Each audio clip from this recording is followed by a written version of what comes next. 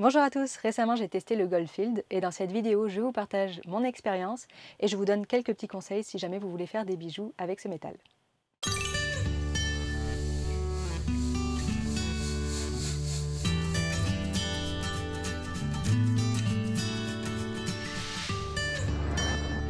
Alors, il y a quelque temps, ma fille m'a demandé de lui réaliser des boucles d'oreilles en forme de plume et de préférence dorées.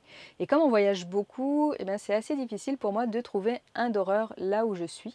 Donc, je me suis dit que c'était une bonne occasion de tester le Goldfield. Donc, c'est un matériau en fait que moi je ne connaissais pas, enfin que je n'avais jamais testé. Je le connaissais, j'ai déjà lu à ce sujet et je me suis documentée.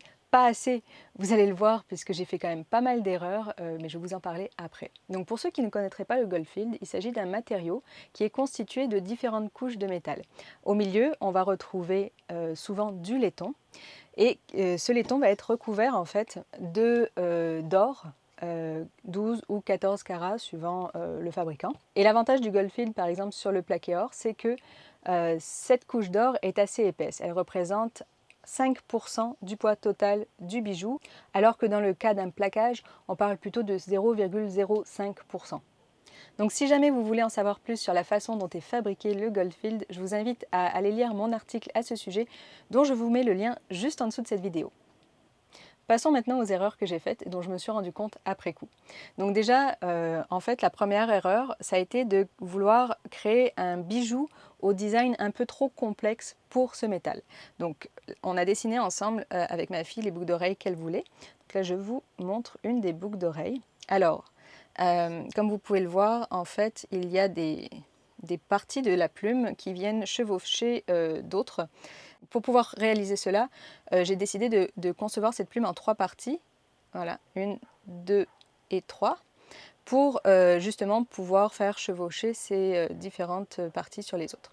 Donc, il a fallu déjà que du coup je fasse 3 brasures pour assembler ma plume, plus les petites brasures ici et ici, pour que cela ne bouge pas, hein, si jamais les boucles d'oreilles s'accrochent quelque part. Et enfin, la brasure finale juste ici, sur toute la longueur du fil, pour assembler ma plaque de Goldfield à mon fil d'argent. Alors, je n'ai pas eu trop de problèmes en soi à braser tous ces éléments ensemble. Pour ça, j'ai utilisé de la brasure d'or 14 carats moyenne, parce que c'est ce que j'avais sous la main, et de la brasure d'argent pour assembler mon Goldfield à mon fil d'argent. Malheureusement, j'ai compris après coup, par moi-même, mais aussi en allant me documenter davantage après coup, que eh bien, il ne fallait pas trop chauffer le Goldfield. Pourquoi? Déjà, le fait d'avoir un matériau qui est assemblé en plusieurs couches, en fait, fait en sorte que la chauffe peut distordre en fait ces matériaux. Et donc, d'ailleurs, c'est ce qui est arrivé juste ici. Je ne sais pas si on le verra bien.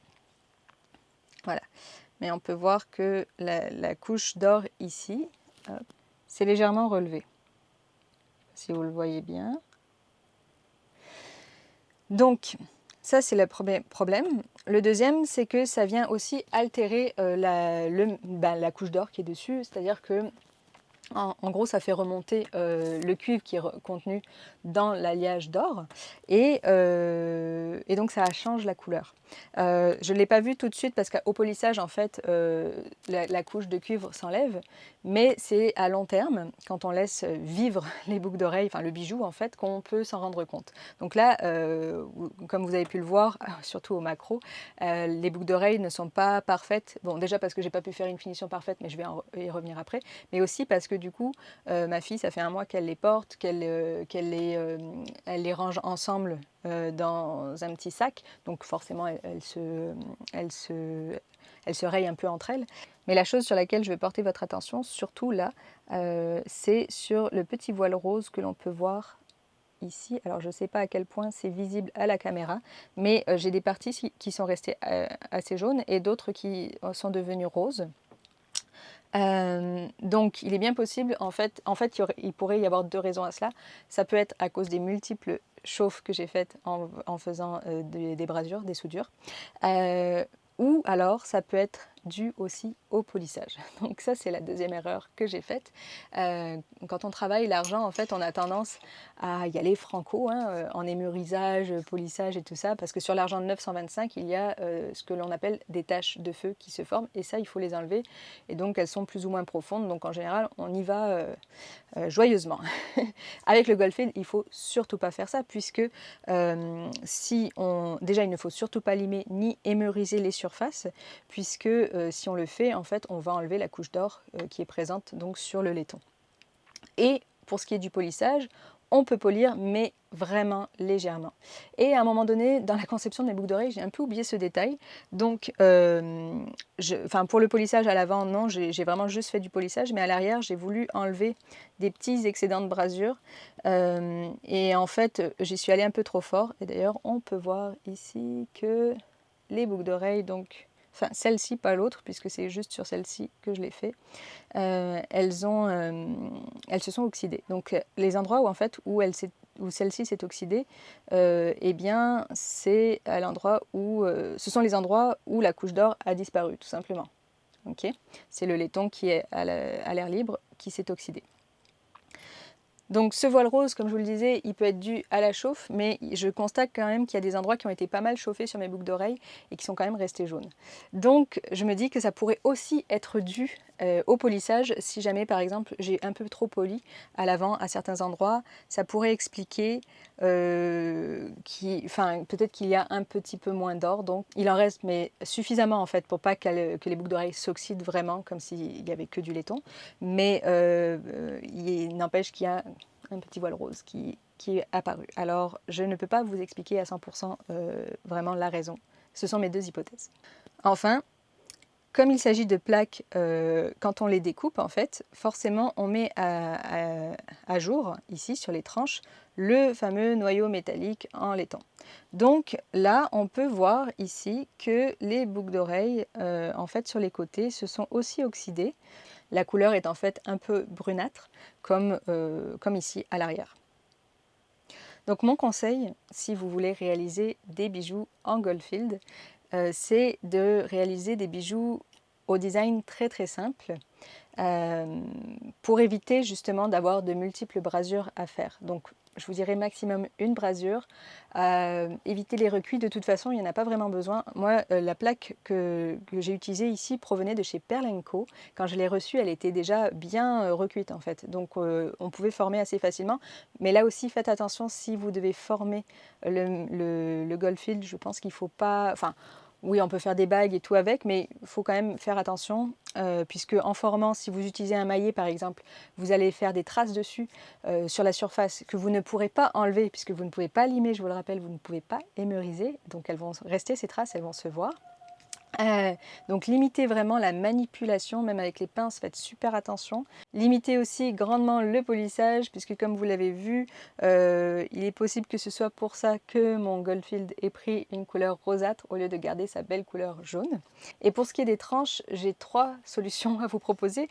La première, c'est de vivre avec et de prévenir le client en fait que les côtés vont s'oxyder et qu'il devra frotter un petit peu pour enlever l'oxydation, ce qui en soi n'est pas si terrible que ça, puisque le reste quand même relativement beau si vous n'avez pas altéré la couche d'or ailleurs. Ou alors, vous pouvez aussi vernir les tranches. Ça, c'est une solution qui m'a été soumise par Lizzy Bijoux. Je vous mets son compte Instagram juste en dessous. Lizzy Bijoux fait beaucoup de bijoux en Goldfield depuis un moment déjà.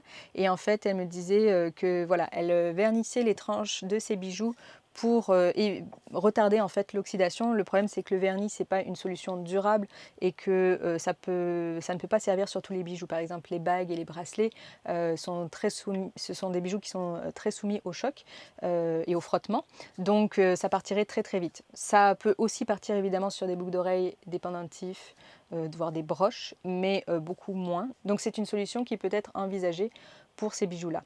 Cependant, il faudra quand même prévenir vos clients puisque évidemment à long terme ça va quand même partir. Et enfin, la troisième solution, mais c'est certainement pas celle qui vous plaira le plus, ce serait de faire dorer vos bijoux en Goldfield. Mais là, c'est un peu un non-sens parce qu'en général, quand on se retranche sur le Goldfield, c'est parce qu'on a envie d'un matériau, d'utiliser un matériau doré qui soit plutôt durable, ce qui n'est pas le cas de la dorure. Et puis bien sûr ça augmenterait les coûts de fabrication de vos bijoux. Donc voilà, pour conclure cette vidéo, je vous dirais que le Goldfield, ça peut être vraiment un matériau très intéressant, plutôt difficile à maîtriser au départ, donc ça ne s'adresse, c'est pas un matériau qu'il serait judicieux d'utiliser si vous êtes débutant. Je pense qu'il faut vraiment bien maîtriser le brasage, le polissage et puis même tout ce qui est formage et tout ça. Donc je vous conseille d'abord de faire vos armes sur du laiton et ensuite, quand vous maîtriserez bien ces techniques, vous pourrez vous mettre au Goldfield. Donc voilà, j'espère que ces quelques conseils vous auront été utiles. Je vous rappelle que je ne suis pas du tout une experte en Goldfield. Je vous partage vraiment mon retour d'expérience après avoir fait un bijou avec ce matériau. Mais si jamais vous avez l'habitude d'utiliser le Goldfield, n'hésitez pas à nous faire un retour dans les commentaires. Je suis sûre que ça aidera beaucoup de monde. Merci d'avoir regardé cette vidéo jusqu'au bout et à bientôt.